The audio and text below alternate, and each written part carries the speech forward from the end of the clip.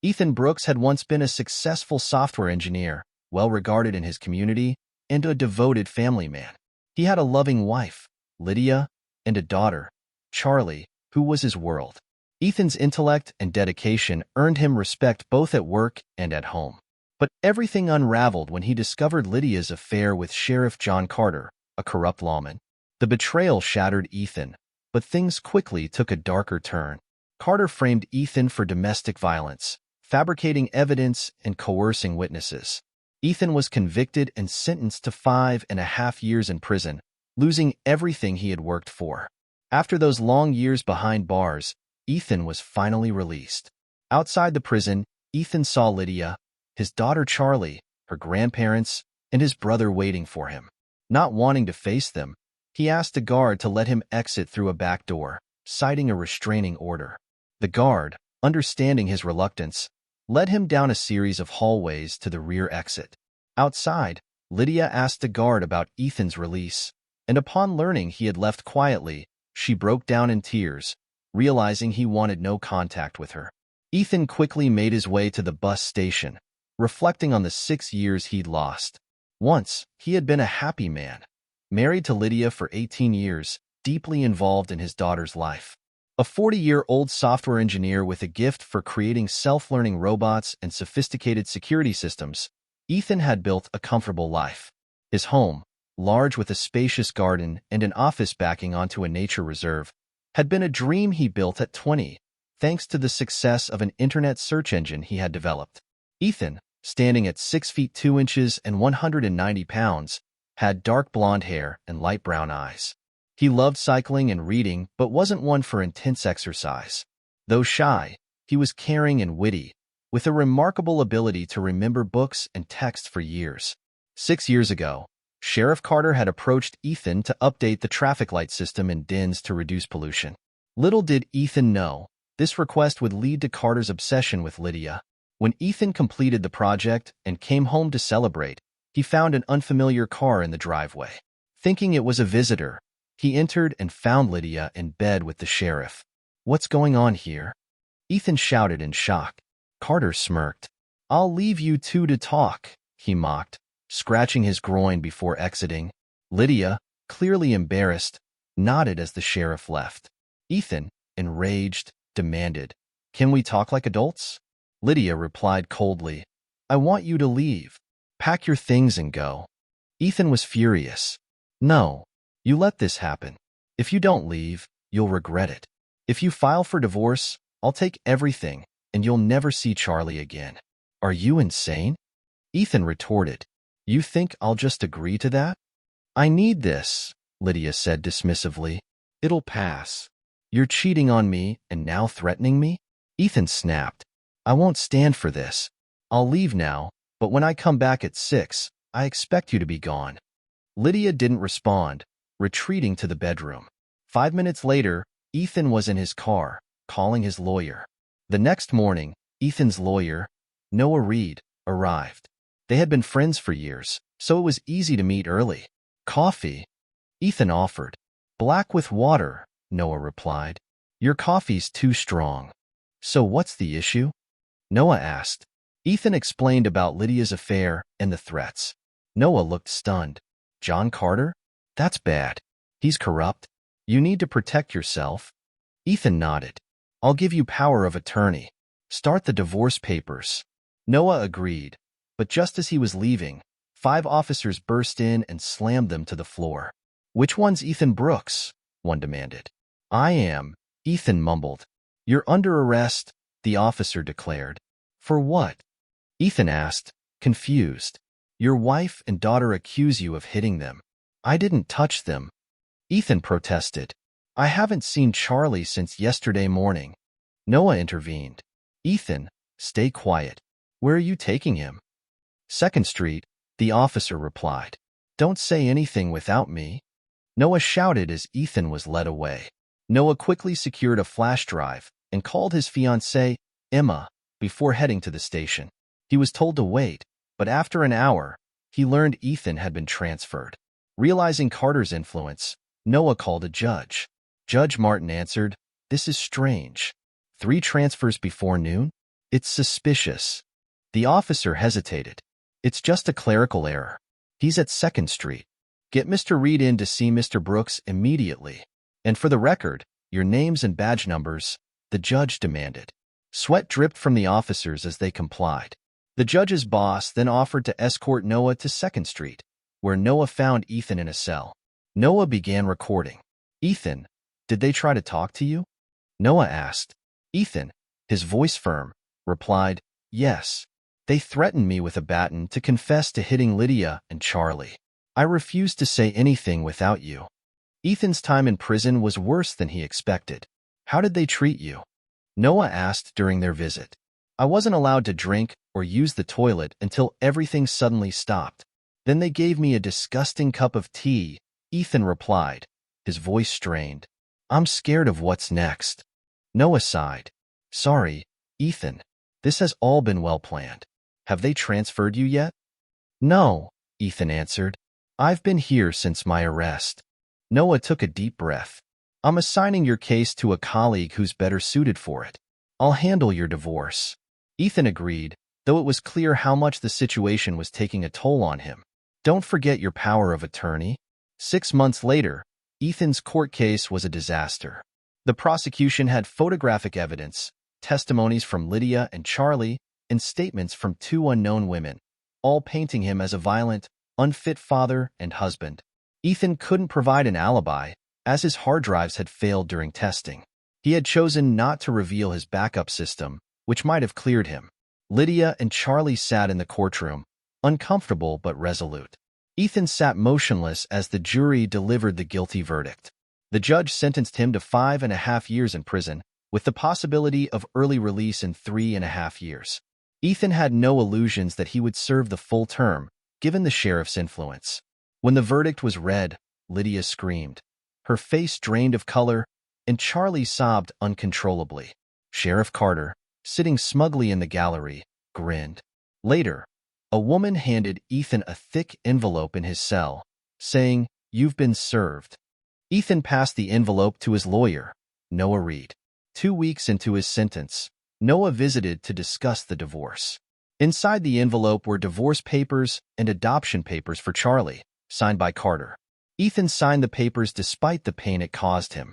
He reviewed Lydia's demands: the house, half of their savings, $5,000 a month for 5 years, and an educational fund for Charlie.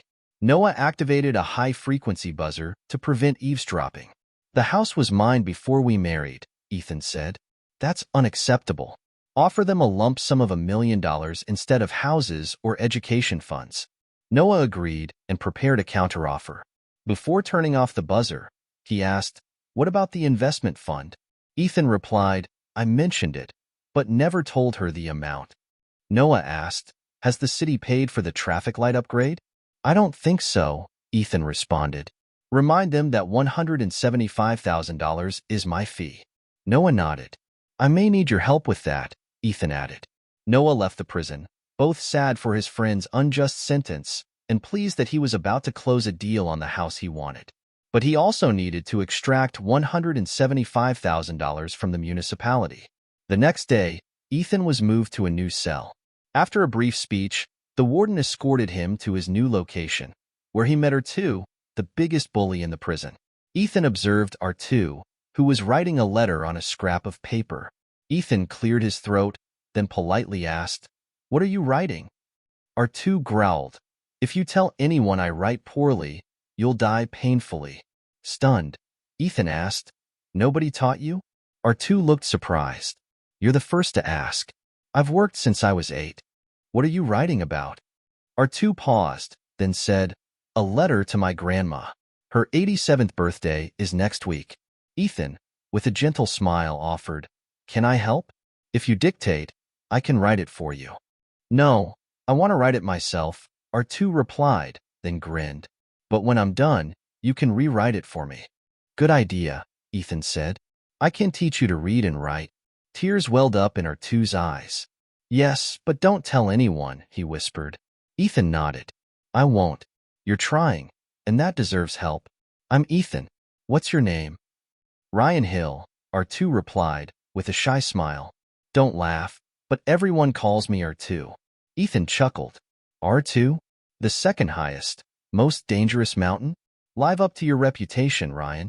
From then on, R2 dictated his letter, and Ethan wrote it in capital letters for R2 to copy. Their lessons began soon after. 2 weeks later, Ethan received an unexpected visit. His brother had disowned him, and Noah wasn't scheduled to visit until next week. In the visiting room, Ethan saw his soon-to-be ex-wife and daughter. With a guard behind him, Ethan mockingly said, "Here for some fun? Here's your chance." Turning to the guard, he added, "I'm done. Take me back to my cell." As the door slammed behind him, Lydia cried out, "Ethan, please wait." He ignored her, asking the guard, "Can I stop future visits from them? They have a restraining order, but they're just coming to tease me." The guard said he'd talk to the warden. Later, Noah met Ethan in a small conference room. He pulled out a noise-silencing device and said, "I've got a modified divorce proposal." Ethan raised an eyebrow. "More money?" "No," Noah replied. "Lydia will give up half of the money if she can talk to you." Ethan's face hardened.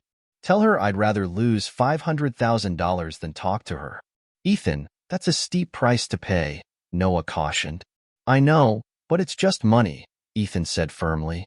"Please pass on the message." Noah sighed, then asked, "Anything else I can do for you?"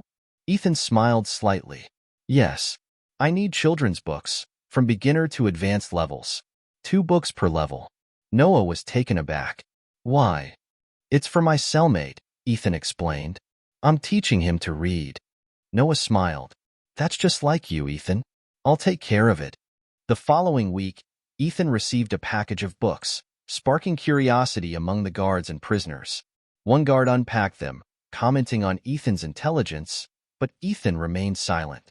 Back in his cell, R2 was furious about the remarks, but Ethan laughed it off. "Don't worry. We know better.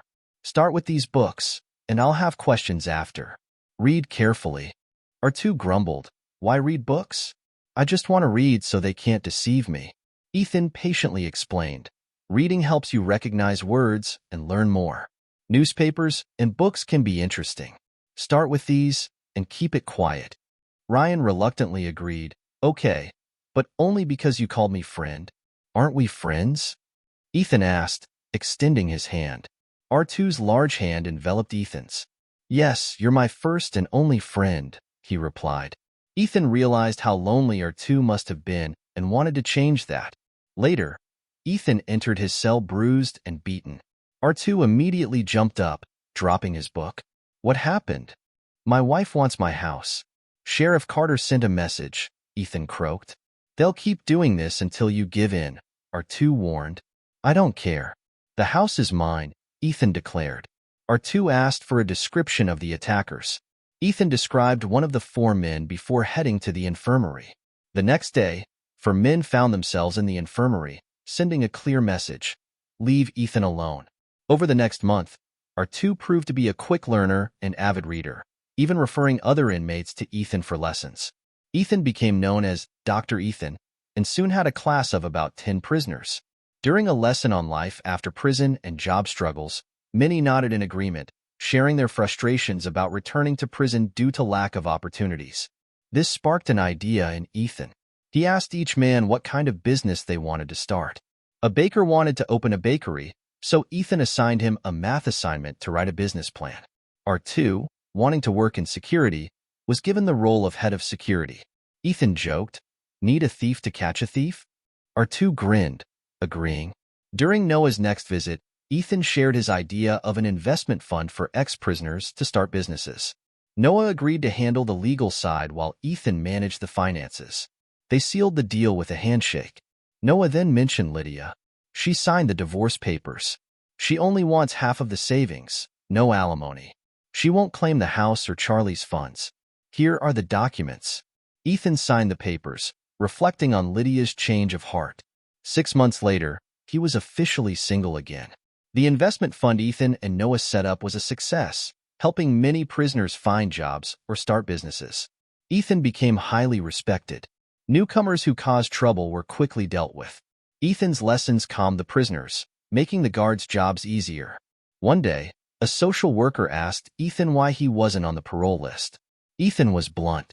The warden is friends with Sheriff Carter, and he gives negative reports.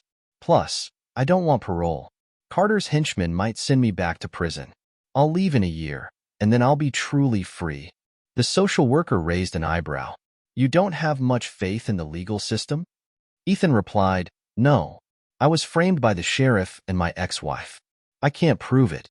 Don't talk to me about a fair legal system. She looked confused as Ethan left for his self-defense class, where R2 insisted Ethan learn to fight. R2 emphasized quick, thorough neutralization of enemies. Over nearly 4 years, Ethan shed fat and gained muscle under R2's demanding training. After their final session, R2 began teaching Ethan to fight dirty, ensuring Ethan could protect himself. One day, on his way back from the gym, a guard intercepted Ethan. The warden wants to see you now. Damn. What now? Am I in trouble? Ethan thought, his stomach dropping. Do I need to shower first, or can I go like this? Ethan asked, nervously. The boss said now. You can shower later, the guard replied. 5 minutes later, Ethan was in the warden's office. The warden dismissed the guard and turned to Ethan. I heard you know something about computers. Is that true? Ethan, sensing a trap, answered cautiously, In a past life, I was a programmer, sir. Are you computer savvy? The warden asked. If it's a software issue, I can probably fix it. Hardware is less likely, Ethan replied, suspicious. The computer is fine for now. Start looking for the problem, the warden said, leaving the office. Ethan began checking the computer and found a keylogger and hidden files. The issue was simple to fix, but Ethan planned to use it as leverage. When the warden and guard returned, they looked disappointed. Did you find the problem? The warden asked. Yes, sir. Better discuss this in private, Ethan replied. The warden dismissed the guard, and Ethan said, I found illegal videos and a keylogger on this computer. There's also a worm damaging your files. You can claim I downloaded them, but the ISP logs will prove I didn't use the internet. I can fix this, but I need written confirmation that I'm not responsible and unrestricted internet access. The warden, realizing his trap had failed, reluctantly agreed to Ethan's terms. Who is your lawyer? He asked, annoyance clear in his voice. Noah Reed, Ethan answered. He'll handle the legal matters. The warden grunted, frustrated but unable to argue. With a last, pointed look, he left the room. Ethan felt a brief moment of victory. He now held leverage over the warden. A week later, Ethan stayed up late working on the prison computer. He quickly disabled the keylogger and removed the illegal videos, hiding them where only a skilled programmer could find them. Ethan worked methodically, setting up cleaning programs and patching up holes in the system. When he accessed his security system at home, he saw Sheriff Carter overseeing illegal activities. Ethan saw his chance for revenge. He wrote a program to monitor and record the live images from his security system, ensuring everything was working properly. Ethan replaced the keylogger with a more subtle version and left one small glitch that would require the warden's attention again. The trap was set. A year later, the warden came to check Ethan's progress. Are you done? He asked impatiently. Just wrapping up, sir, Ethan replied. Call me if you have any problems. The warden nodded curtly. I will. The guard will escort you back to your cell. Ethan returned to his cell. Where R2, ever observant, asked, What's up? You look like the cat that ate the canary. Ethan smiled faintly. Revenge, Ryan. It's coming. R2 raised an eyebrow. Who's next to talk to Noah Reed? Ethan asked. I need him to deliver a letter. A week later, an FBI agent read Ethan's letter with growing concern. It contained detailed information about the illegal activities taking place at Ethan's house, including passwords and surveillance footage. The agent turned to Noah. Do you have time for our IT specialist to check this?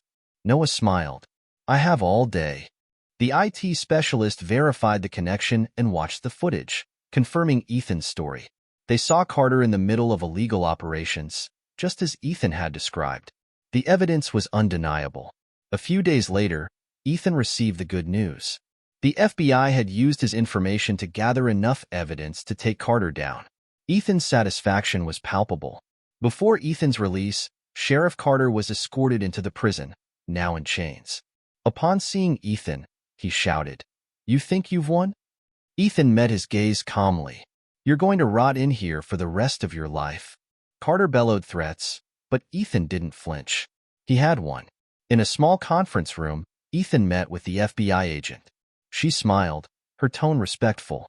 "Your information helped us catch them in the act. Carter will be behind bars for a long time. And there's more. You might be rewarded for reporting his tax fraud." Ethan smiled faintly. "Thank you. But seeing him behind bars is reward enough." The agent nodded. "It's all thanks to you. We couldn't have done it without you." Ethan said nothing, but a quiet satisfaction washed over him. That night, Carter was warned to stay away from Ethan and his family. Ethan was escorted out of the prison, hidden from the media. After a short bus ride, Ethan arrived at a garage where a man greeted him with a grin. "Doc, you're free. Want a drink?" he asked. Ethan smiled. "No thanks. I need transportation. What do you have?" The man beamed. "Noah said you'd come. Got a Nissan truck for you. Clean, low mileage, 4-wheel drive." Ethan raised an eyebrow. "How much?" The man shook his head. "Can't charge you after everything you've done for me." Ethan crossed his arms.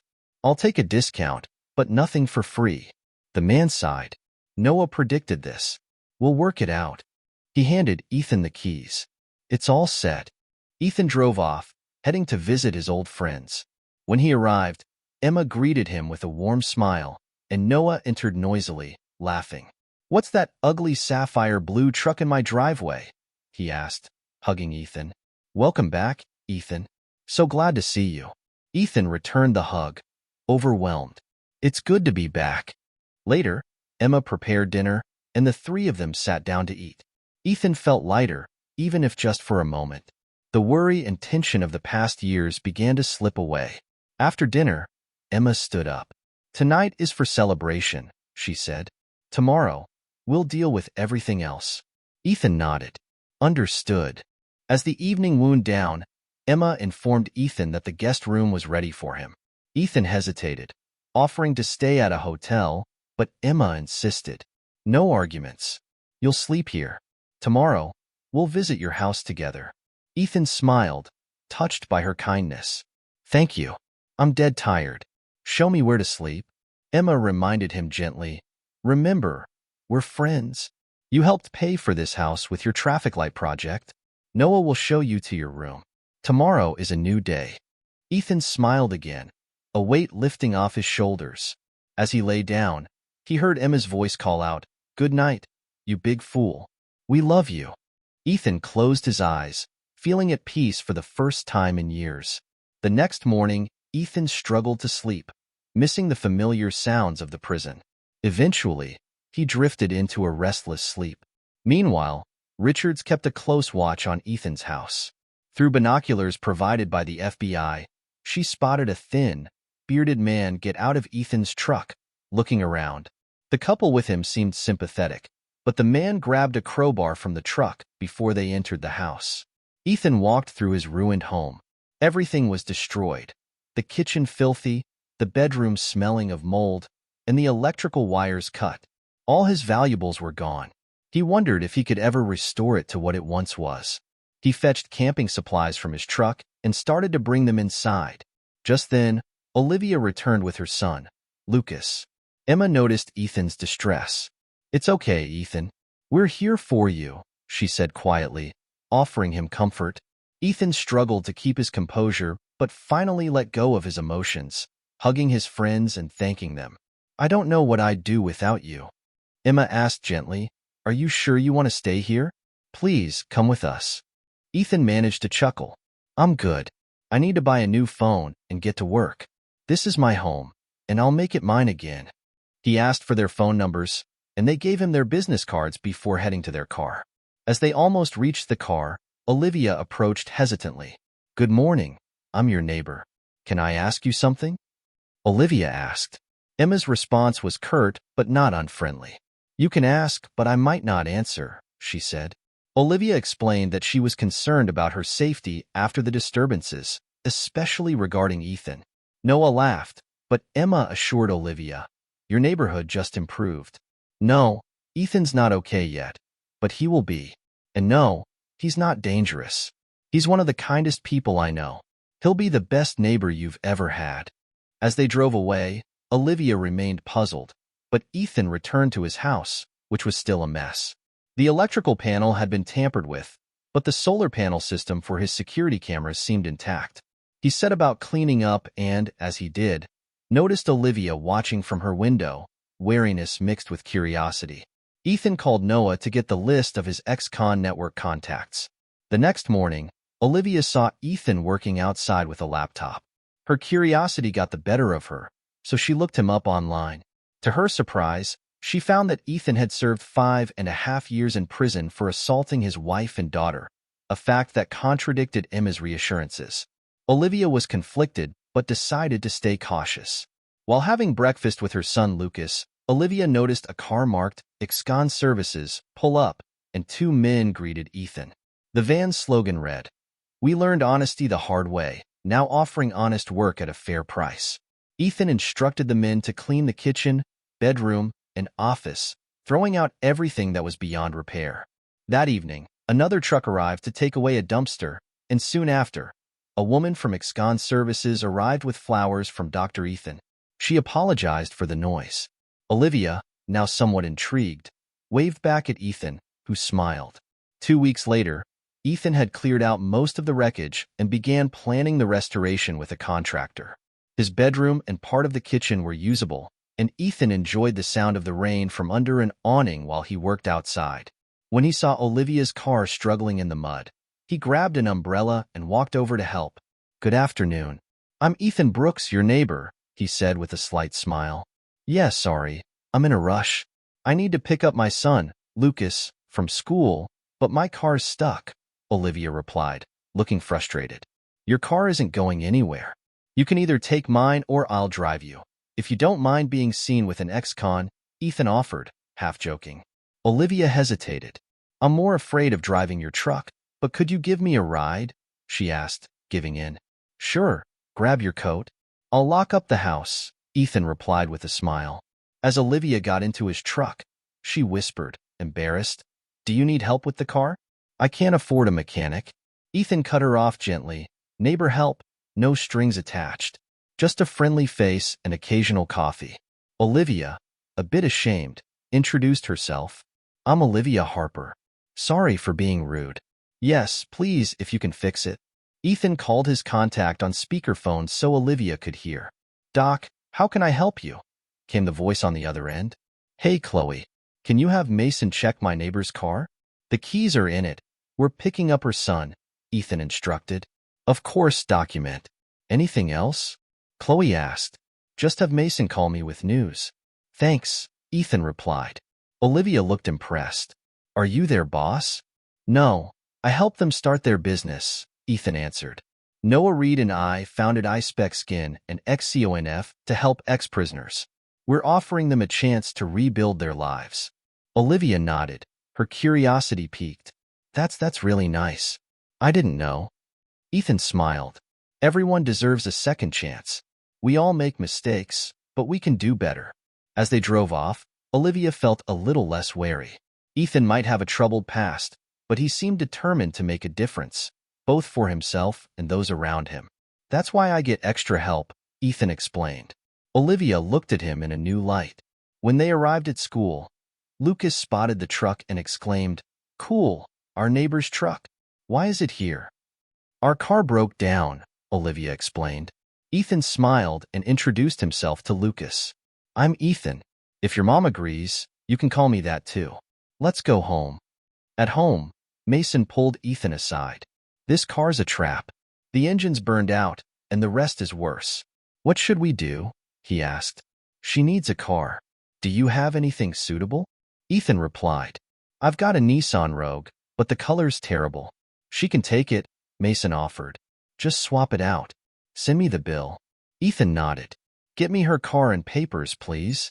Olivia, near tears, said, "I need this car. I can't pay for repairs." "Don't worry. Doc's got it sorted. I'll bring a replacement this evening," Mason reassured her. Olivia, stunned, asked, "Ethan took care of this? Does he always do this?" Yes, Olivia, Mason replied. He's one of the nicest people I know. Honest, smart, and generous.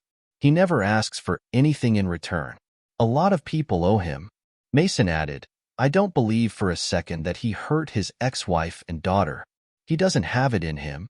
Then, with a smile, he left.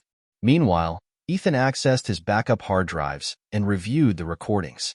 He saw his wife breaking her vows, the subsequent threats, and Carter's plan to frame him. The footage also showed the makeup artist and someone called Doc signing papers.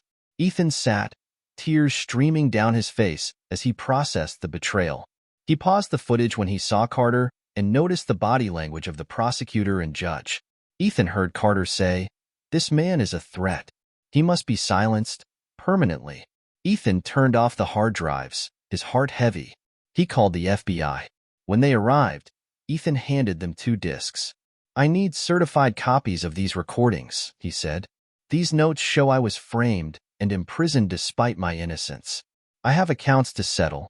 Lydia, now working as a legal secretary, felt guilty but stuck to her story. Her daughter barely spoke to her.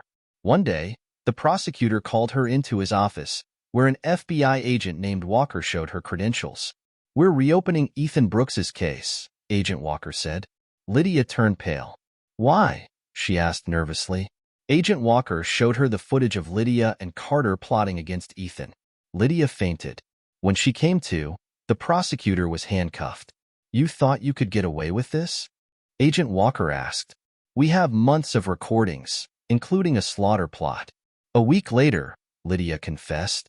Carter was charged with multiple crimes and sentenced to life in prison. Lydia was convicted of false reporting and perjury.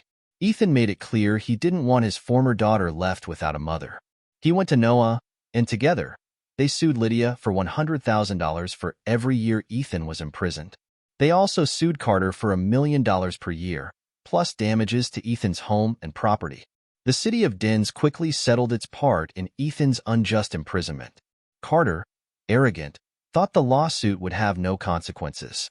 His lawyer put little effort into the case. The court ruled in Ethan's favor, and Carter lost his fortune, which went into a trust fund for Ethan and Noah's investment company. Lydia, terrified of Ethan's lawsuit, lost her job and faced losing her home.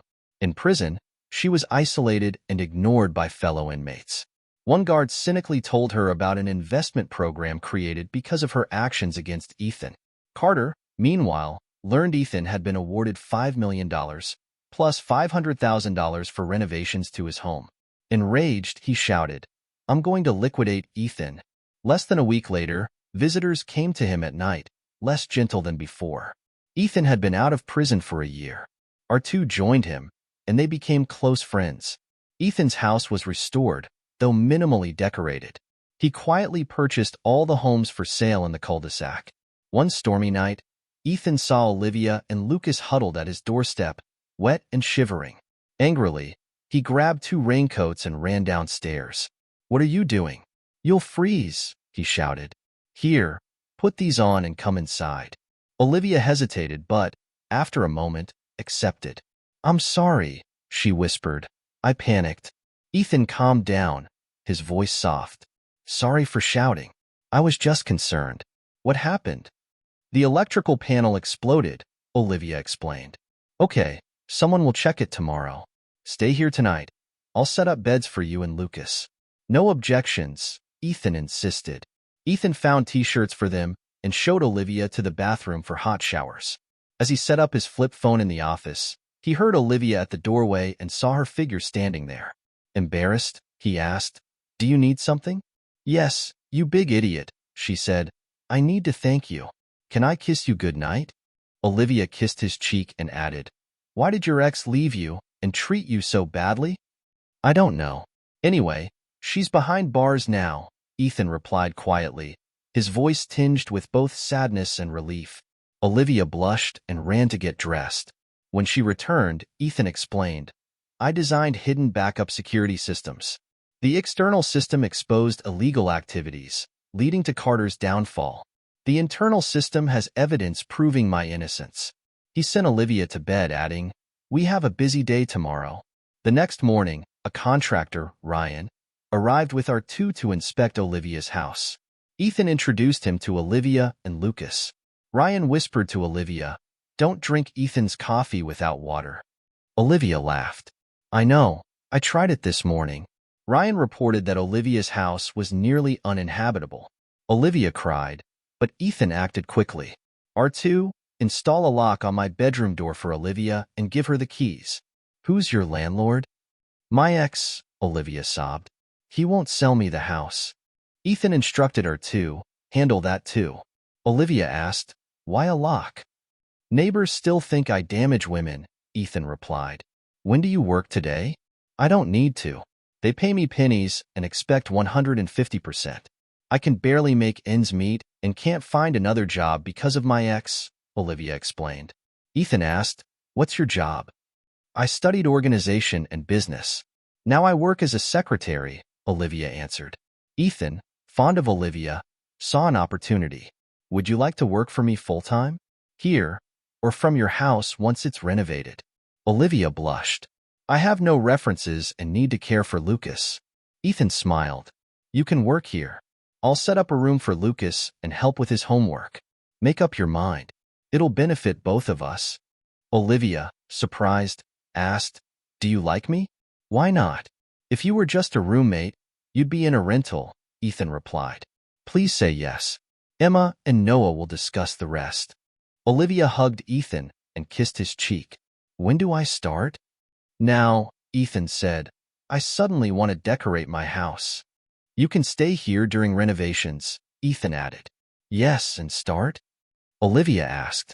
Now, Ethan repeated with a grin. Lucas was delighted when he found an old robot Ethan had made. What is this? Who built it? Lucas asked. I did. Let's find some batteries and a remote so you can play with it outside, Ethan smiled. 10 minutes later, Lucas was joyfully playing with the robot down the driveway.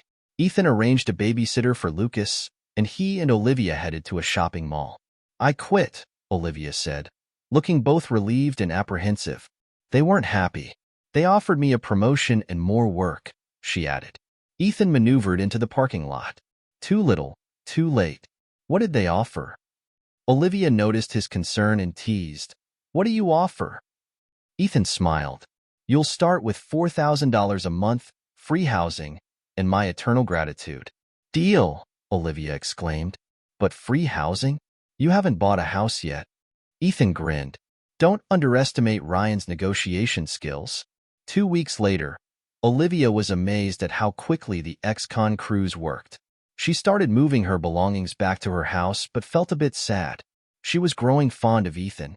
Their work routine included morning cardio and workouts. Olivia struggled initially but soon saw improvement. One evening, Lucas announced he had a new math teacher. Olivia, preoccupied with thoughts of Ethan, noticed a car parked in her driveway. She watched for a while but was distracted by Lucas, who was excited about the robot he and Ethan were assembling. After half an hour, the car was still there. Curiosity got the better of her, and she approached the driver's door, knocking on the window. Inside sat a woman, tearful and anxious. Charlotte Brooks, the woman introduced herself. I'm Lucas's new math teacher. Olivia's heart skipped a beat. Brooks? He's your father? Charlie nodded, her eyes brimming with sadness. Yes. I haven't seen him in over 6 years. Olivia helped Charlie into the house, guiding her to the sofa. Sit down. Lucas, go to your room. We need to talk. Once Lucas left, Olivia said, You'll stay here tonight.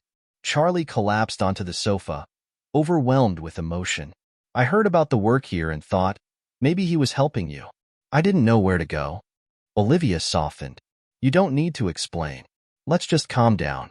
We'll talk more later. Charlie's tears continued to flow as Olivia poured her a glass of water.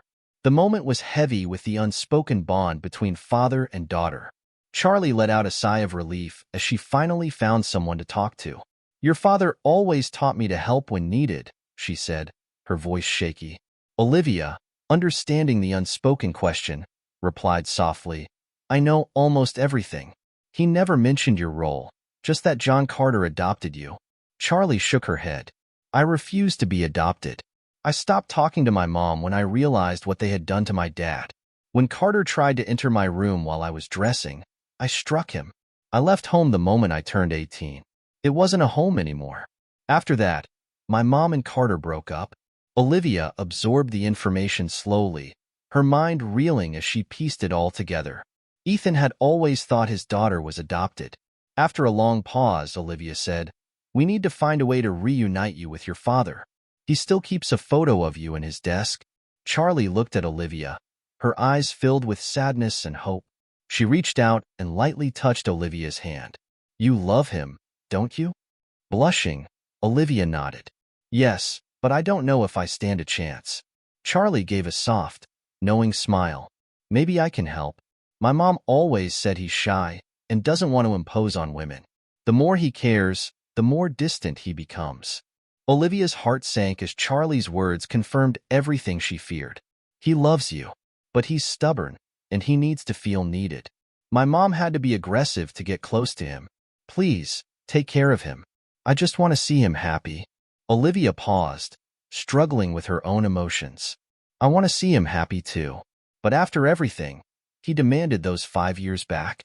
Charlie's eyes filled with tears again.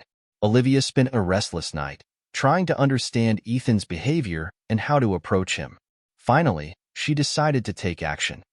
She would dress more provocatively and see if it would get his attention. The next morning, as Ethan trained, Olivia walked into the gym wearing a crop top. Ethan glanced up, surprised by her transformation, noticing the way her body had changed. Halfway through the session, Olivia decided to test Charlie's theory. "Can I take the day off today? I need to relax and do some shopping. Lucas is at school until 5. Ethan raised an eyebrow. "That sounds like a good idea. Can I join you? I need a break too." Olivia smiled. "Sure. You can help me pick out some clothes." Ethan hesitated for a moment. "Are you sure? You know I'm your employer." Olivia kissed him lightly on the cheek. "Yes, but you're also my friend. Just one rule, no work talk." Ethan grinned. "Got it." An hour later, after dropping Lucas off at school, they headed to the shopping center.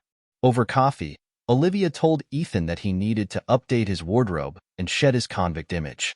Afterward, they went to a lingerie store, where Olivia enjoyed teasing Ethan by trying on a few outfits.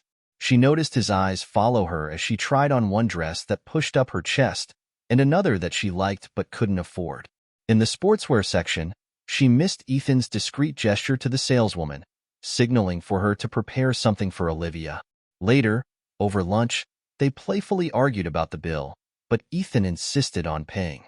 Returning home, Olivia found an extra bag and her favorite perfume among her purchases. As she unpacked, she felt a flicker of hope. "I really have a chance," she thought. The next day, Olivia appeared at the gym wearing tight leggings and a new top. Ethan watched her closely through the mirror, though he tried to hide it. On the third day, as their workout came to an end, Olivia's eyes filled with unshed tears. Ethan immediately stood beside her, concern flooding his expression. "What's wrong, Olivia? Why are you crying? Can I help?" Olivia took a deep breath. "I have a problem with the man." Ethan's eyes sharpened. "Is he hurting you?"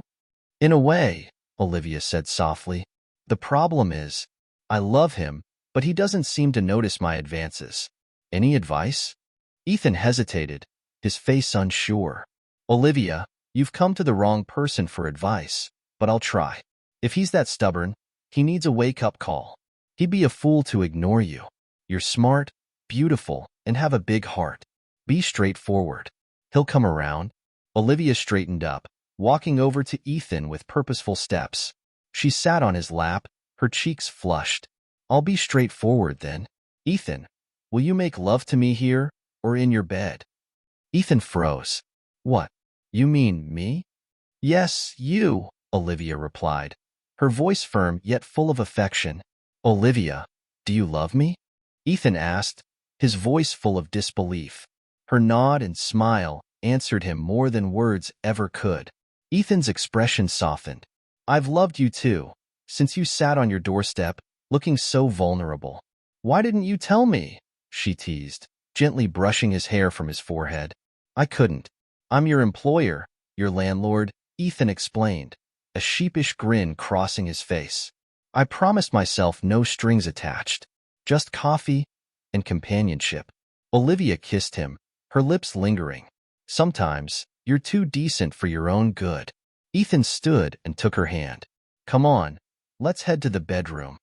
Later, after their time together, Olivia said, Ethan, it's time to pick up Lucas from school. One of us needs to shower. Ethan grinned.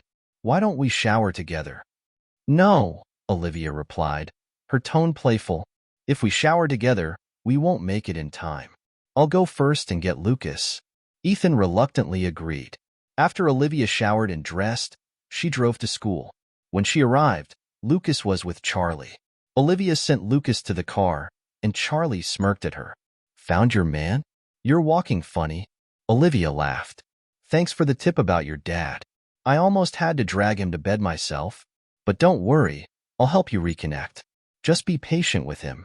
He's sensitive. 6 weeks later, during one of their workouts, Ethan noticed Olivia struggling. Later, when she turned down coffee and rushed to the bathroom after seeing a sandwich, Ethan understood. Something was wrong, but he wasn't sure what. Ethan told Olivia to take the day off and went to a shopping center to visit a jeweler. The next morning, Olivia felt better but skipped training, claiming a virus. She arrived at her office at 9:30 and found 2 small boxes on her desk. Opening the first, she discovered a beautiful antique pocket watch with a gold chain and a note. Look, haze flies, and life is too short to waste. The note continued. An employer wonders if his personal assistant would allow him to make her an offer. He thinks she is beautiful inside and out, and that over time, she will only become more beautiful. Olivia felt warmth spread through her chest as she opened the second box and found 3 pregnancy tests. Her heart skipped a beat. Ethan had noticed before she had. He knew she might be pregnant. The mix of joy, anxiety, and surprise overwhelmed her. Just then, Ethan appeared in the doorway. Blushing, Olivia smiled modestly and said, Yes, and surprise? Without a word, Ethan took her hand and led her outside. Here? In the sun? He asked, his voice echoing. Olivia Winstead, he began. Will you do me the honor of becoming my wife? Yes, you fool, Olivia laughed, blushing deeply. You didn't need to ask formally. I would have said yes anyway. They realized that about 100 people had gathered to witness the moment. Applause filled the air as Ethan slipped an emerald-shaped palladium diamond ring onto her finger. Oh my God, this is wonderful, Olivia exclaimed. Lucas appeared with champagne, and Ethan shouted, Feel free to grab a glass from the garden. After the celebration, Ethan and Olivia retreated inside. Olivia, tired from the emotional whirlwind, collapsed onto the couch beside Ethan. They sat in silence, looking out at the forest. After a while, Ethan spoke. So, where do you want to live? Can you stay here, or should we build something new?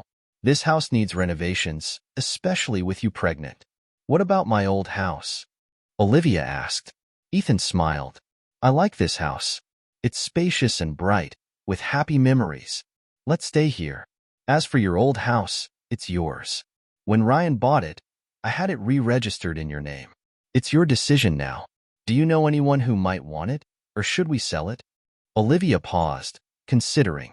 Ethan seemed willing to accept anything, so she wanted to be careful. I need to think about it. I might know someone. The next day, after picking up Lucas from school, Ethan and Olivia discussed potential changes to the house. Ethan suggested adding a pool, a balcony, and an extension for Lucas. Then, he asked, Have you found someone for your old house? Olivia took a deep breath. I do have someone in mind, but please, listen to everything before responding. Ethan raised an eyebrow. Who? Lucas's new math teacher needs a place to live. Her house is being repossessed, Olivia explained. Ethan looked confused. What's the problem? Her name is Charlotte Brooks, Olivia continued. She's your daughter. Ethan was stunned. What? Olivia held his hands, explaining gently. Charlie never knew what they did to you. Carter twisted her testimony, but she tried to see you and get you freed. She even punched him. Ryan confirmed it. Ethan's face shifted through emotions before he whispered, Poor girl. What do we do now? Olivia kissed him softly. Carter will pay, but don't do anything illegal. We have a baby on the way, and all 3 tests were positive. Ethan nodded, his expression serious. I don't want you in prison again. I won't do anything illegal, Olivia reassured him. But what about Charlie? Leave it to me, Olivia said. Can you take an Uber home? Ethan chuckled. The contractor's taking me back. He's working on estimates for the house. Olivia smiled. Your ideas sound great. I trust you. I'll get Lucas and Charlie. At school, Lucas ran to Olivia. Can you call Miss Brooks? Olivia smiled. Sure, sweetie. Lucas returned with Charlie, who looked worried. Olivia smiled brightly to ease the tension. I have a home for you. Really? I can pay for it, Charlie replied, looking doubtful. Yes, Olivia said. Get in the car, and we'll go take a look. Now. Charlie hesitated, but then decided to trust Olivia. They got in the car, and Olivia drove her to the house. When Charlie saw it, her confusion deepened. This is your home, Olivia said. No, I'm getting married, and you can afford it. You just need to meet the owner. Charlie's suspicion flared. I'm not sleeping with him, she blurted out. Olivia laughed. No, honey. He won't even think about it. Charlie frowned. When can I meet this mystery landlord, and when can I move in? Olivia beamed. Now and tomorrow. Let's go to the house nearby. Lucas and I will be living there too. Charlie paused, processing the information. Your father? She asked, voice trembling. Yes, Olivia said. He wants to meet you. We're getting married and having a baby. Charlie's expression was a mix of excitement and fear. She had prepared speeches for years, but now she could remember none of them. Olivia gently took Charlie's hand and led her to Ethan's house. Lucas ran ahead and knocked on the door. Ethan opened it and smiled at Lucas. Hey, big guy. Are you alone? No, Lucas replied cheerfully. Mom came with my math teacher. She'll be living in our house, right? Ethan looked at the 2 women, his eyes softening. Oh, wow. 2 of the most beautiful and important women in my life, together. As they approached, Ethan whispered to Charlie, You've grown into such a beautiful woman.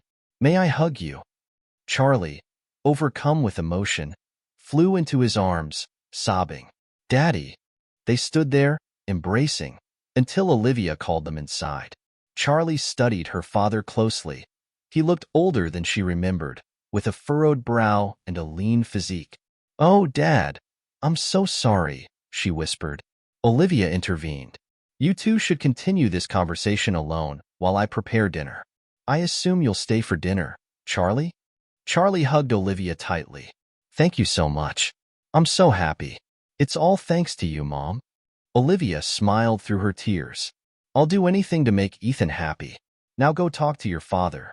Ethan and Charlie were seated comfortably in his office. Ethan offered her a soft drink. There was booze in prison, but I never touched it. I decided to live without it. It doesn't bother me if others drink. Charlie nodded, then hesitated. Are you really offering me Olivia's house? I see some difficulties. Ethan laughed. The only problem might be the restraining order your mother put on me. I understand she needs a place to stay, but she must stay away from me. I don't want to see her on my doorstep or in my garden. She's not welcome here. If you can live with that, the house is yours. I understand, Dad, Charlie replied. It's only until she gets back on her feet. I need space and privacy, too. My boyfriend and I are serious, and my mom and I haven't gotten along since she got involved with that scoundrel. Ethan nodded. Is she still an accountant? Maybe I can help her find a job. She should have some money left from the settlement. Charlie shook her head. No, Dad. She got ripped off by that scoundrel and is completely broke. She spent everything on compensation. She's still a registered accountant and legal advisor now, though. I'll try to find her a job, but don't tell her I'm helping. Ethan looked thoughtful. I'm guessing you've been visiting her in prison? Charlie nodded. Just then, Olivia called from the kitchen. Dinner's ready. A few weeks later, Ethan and Charlie were talking again in the study. Ethan asked, Charlie, when was the last time you visited your mother? Right before I moved here, Charlie replied. Remember, she's your mother. Stay in touch. You may regret it if you don't. Before Charlie could respond, there was a loud knock at the door. It's Ryan, Ethan said. Only he knocks like that. He went to answer it. Charlie heard Ryan's voice. Doc, may I introduce my son, Dylan? Charlie rushed out to see Olivia. Ryan continued, Dylan makes me proud. Despite his father being in prison, he became a teacher. When he wanted to meet you, I thought I'd come too. Dylan, embarrassed, stammered, Good to see you, sir. My father told me a lot about you. Actually, I came to ask you something. Ethan smiled. Okay, ask away. There was an awkward silence before Dylan quietly said, Alone, please. Ethan led him into the office, where he found Charlie had already left. He gestured for Dylan to sit. How can I help you? Dylan, nervous, quickly blurted out, Sir, I want to ask Charlotte to marry me. We've loved each other for a long time, and with your blessing. Ethan smiled and called, Charlie, I know you're listening. Come out and introduce yourself. Charlie entered, smiling. Yes, Dad. Ethan turned to her. This young man wants to marry you and is asking for my blessing. Should I give it? Charlie smiled. Yes, please, Dad. Ethan extended his hand to Dylan. You have my blessing, son. Take care of my daughter. They moved to the living room, and Charlie stopped Ethan. Dad? Yes, darling? Dylan doesn't know yet, but you'll be a grandfather in about 7 months. The doctor confirmed it this morning. Ethan's eyes widened with joy. Charlie, you make me so happy. How about a double wedding with Olivia and me? Charlie laughed. That would be great. We can discuss it later. In the living room, Olivia was smiling, and Ryan seemed unaware of the new development. Ethan sat down, and Dylan turned to Ryan. Dad, meet my future wife, Charlotte. Mr. Brooks just gave us his blessing. Can we have yours too? Ryan's face lit up. Yes, of course, if that's what you want. Ethan hugged him. Now we're family in more ways than one. Dylan looked puzzled. Wait, I'm going to be a dad? Charlie nodded. Yes. When we decided to stay together, we wanted to have children while we're young. Dylan's first try was a success. So, Mr. Hill, you have a daughter and a grandchild now. 2 weeks later, Lydia met with Charlie. You look radiant, Charlie, Lydia said. Yes, Mom. I have a place to live, and I'm getting married, Charlie replied. Where do you live? When's the wedding? Lydia asked. Charlie gave her the address, enjoying her mother's surprised look. It's next to where Ethan used to live. Lydia frowned. How can you afford that? Charlie answered, Dad still lives there. We reunited. Lydia raised an eyebrow. Can I stay with you when I'm released? I have nowhere else to go. I need a job too. Charlie paused, choosing her words carefully. You can stay until the baby's born. I'll need the room then. You mentioned ex-con services. They help convicts find work. You should try them. Lydia looked taken aback. You're expecting a baby? Why didn't you tell me? Charlie felt the old anger rising. Mom, Dad told me to keep in touch with you. Otherwise, I wouldn't have. You cost me 6 precious years with him because you were too selfish and cowardly to do the right thing. I don't understand how you fell for Carter when you had Dad. How could you do that? Lydia stood frozen, stunned by Charlie's outburst. The truth of her daughter's pain hit her hard. She also realized that Ethan had moved on. He had a girlfriend and had built a new life. Charlie left the room, leaving Lydia to confront the guilt and realization of how much damage she had caused. Later, as Lydia processed the harsh words, she recalled how she had once believed John's assurances. She'd left him when she realized she'd been played. He had wanted Ethan out of the way for his illegal activities and for her. But now, in the face of Charlie's anger, Lydia knew she had serious issues to settle with her daughter. Lydia now understood how deeply she had hurt her daughter. Charlie had always been more attached to Ethan than Lydia realized. Her words cut through Lydia's defenses, and she was especially hurt that Charlie hadn't told her about the pregnancy. It was clear that rebuilding their relationship would take time. Lydia sat in her room at Charlie's house, feeling the coldness of her welcome. Charlie hadn't hugged her, but at least said, Welcome back, Mom.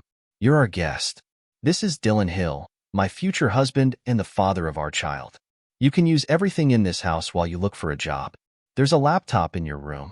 Have you contacted Excon yet? Lydia hesitated.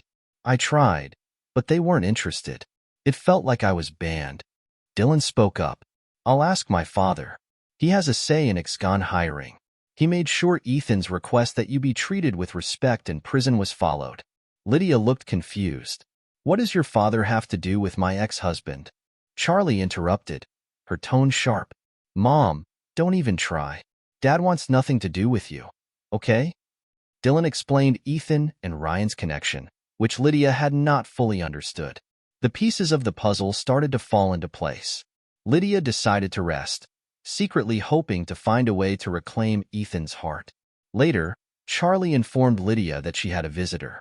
Lydia was startled to see a giant man in the hallway. Good afternoon, Ryan Hill. He introduced himself. Dylan explained that Ryan had learned Lydia hadn't received a response to her job request. You were avoided, Ryan said bluntly. Your association with John Carter put you in danger. Ethan felt responsible for the evidence that sent you to prison, and Carter threatened both you and my future daughter-in-law. He had to isolate you. Now you're looking for a job? Lydia nodded. Yes, I was a registered accountant and a paralegal. Perfect, Ryan continued. My company and Uzbekistan Investments need an accountant. We'll hire you for a month. If you prove competent, you'll get a permanent contract and free housing. But you must not contact Ethan. I'll be your direct superior. Lydia was stunned by Ethan's distance. I don't have a choice, do I? Ryan shrugged. You can refuse, but it's the offer on the table. Lydia agreed, feeling both trapped and relieved. Ryan outlined the details. Tomorrow, come with Dylan to sign the contract and meet HR. We'll arrange a rental car for you. You can use our employee garage. Ryan left, leaving Lydia confused and uncertain. She went to her room, noticed the binoculars, and, looking through them, saw Ethan and Ryan warmly greeting each other. She couldn't get a good look at Ethan, so she set the binoculars aside and began writing a list to restart her life. Later, Lydia saw Ethan outside her window, with a very pregnant woman. She watched them embrace, jealousy and anger surging within her. That should have been her with Ethan. She realized, however, that her own actions had led her to this point. Sitting down, devastated, Lydia wished there was still a way back to Ethan's heart. 2 weeks before Charlie's wedding, Lydia became obsessed with watching Ethan. She noted his silver-streaked hair and slender build, envying how good he was with children, especially Lucas. She tried to get Charlie to talk about Ethan's pregnant partner, but was always rebuffed. Neither Charlie, Dylan, nor Ryan would answer her questions directly. The day before the wedding, Lydia was shocked to learn that Ethan and Olivia were also getting married. She couldn't avoid attending Charlie's wedding, but the thought of seeing Ethan with someone else was a blow to her ego. She realized Ethan had moved on and was having a child with another woman. It made her feel foolish and regretful. As movers transported her belongings to her new house provided by Uzbekistan, Lydia prepared for the wedding celebration at Ethan and Olivia's home.